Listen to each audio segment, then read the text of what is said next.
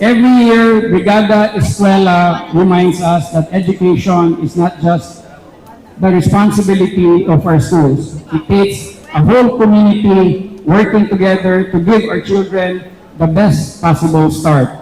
So today, I would like to thank Dynamic Castings, our donors, stakeholders, and all the volunteers who continue to support our schools.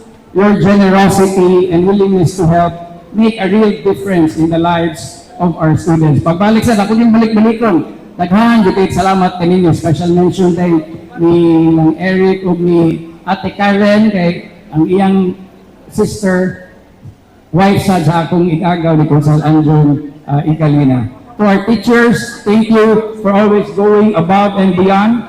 We know that your work does not stop when classes end.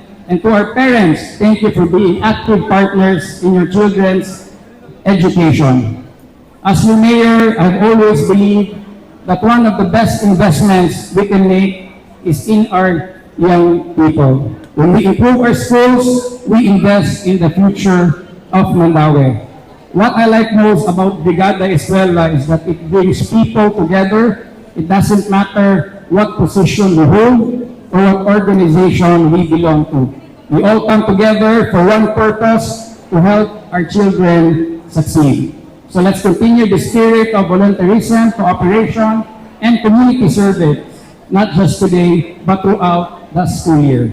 Thank you once again to everyone who made this possible. May God continue to bless us all, our schools and our students. Daghang salamat ug may bunta pagbalik ka na.